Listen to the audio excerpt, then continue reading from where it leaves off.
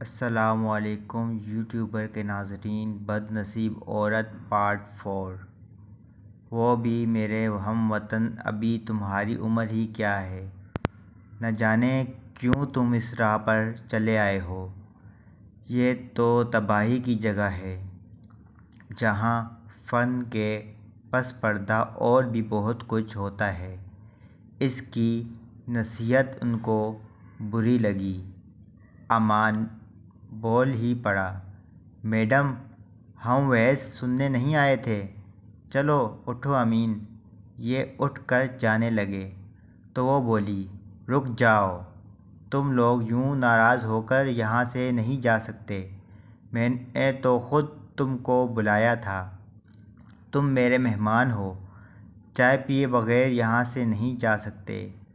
میں کبھی ایسے کسی کو نہیں روکتی، لیکن تم پاکستان سے آئے ہو، اس لیے تم لوگوں سے مجھے خاص عقیدت ہے۔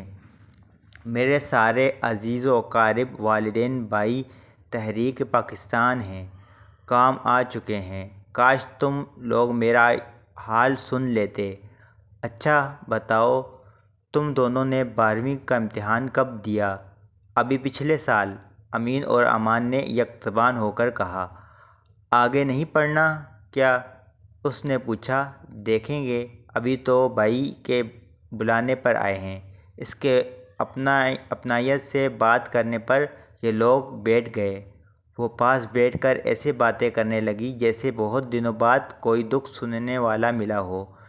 کہنے لگی، اگر میری شادی مناسب عمر میں ہو جاتی تو آج میرے بچے تمہاری عمر کے ہوتے، مگر میں بد نصیب تو شادی کی عمر سے قبل ہی ماں باپ اور سبھی اپنوں سے بچھڑ گئی۔ ان دنوں میں صرف 13 سال کی تھی جب برصغیر میں آگ اور خون کی ہولی کھیلی جانے لگی۔ پاکستان کی طرف سے ہجرت کرتے ہوئے راستے میں ہمارا قافلہ لٹا۔ میں بدقسمتی سے زندہ بچ گئی۔ زخمی اور مردہ لوگوں کے ڈھیر میں دبی ہوئی تھی۔ ایک سکھ عورت مجھے اٹھا لے گئی۔ اس کے بعد وہاں سے یہاں تک آنے کی داستان بہت دردناک اور لمبی ہے، مگر دیکھو، جس سرزمین کو پانے کی خاطر ہمارا کنبہ لٹ گیا، اسی سرزمین کے فرزند ہو کر تم کم سن لڑکے اپنا گراں قدر سرمایہ اس جگہ لٹاتے پھرتے ہو، یہ میرے لیے بہت صدمے کی بات ہے۔ وہ یہ کہہ کر رو پڑی۔ اس کو اپنے بھائی اور اپنا کنبہ یاد آ گیا تھا۔ وہ دونوں گم سم کچھ دیر اس سوگوار کے پاس بیٹھے رہے، پھر اٹھ کر گھر آ گئے۔ اس روز میرا دیور بہت افسردہ تھا۔ میں نے جب اس سے افسردگی کی وجہ دریافت کی تو اس نے مجھے یہ قصہ سنایا اور کہا، بھابی، میں اس عورت اور اس کے دکھ بھرے انداز کو کبھی نہیں بھول سکتا۔ اس کے پاس بہت سے لوگ غزلیں وغیرہ سننے جاتے ہوں گے۔ سوچتا ہوں کہ اس نے ہمیں ہی کیوں اپنا حال دل سنا کر منتخب کیا، اور ہماری ہی شکلوں میں کیوں اسے اپنوں کی شباہت نظر آئی۔ گانا سننا تو کوئی جرم نہیں ہے، اور ہم پہلی بار گئے تھے۔ لیکن اس سے آگے بھی کچھ ایسے راز پوشیدہ تھے کہ اس نے گوارا نہ کیا کہ ہم اس راہ کو چل پڑیں۔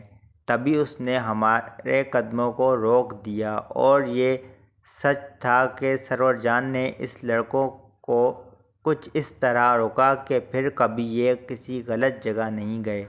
جب بھی ایسا کوئی خیال ان کے دل میں آیا، اس عورت کے آنسوؤں نے ان کے ارادوں کا راستہ روک لیا، اور انہوں نے اس کے بعد تعلیم مکمل کی اور شاندار مستقبل بنانے کو اپنی ساری توجہ صرف کر دی۔ آفرین ہے اس عورت پر، جس کو لوگوں نے والی یا مغنیہ کہہ کر معمولی عورت سمجھتے تھے، مگر وہ معمولی عورت نہ تھی۔ دوستو آپ کو آج کی کہانی کیسی لگی کمنٹ میں ضرور بتائیے گا، اور اس کہانی سے آپ نے جو سیکھا اس کے بھی رائے ہمیں ضرور دیجیے گا۔ خدا حافظ۔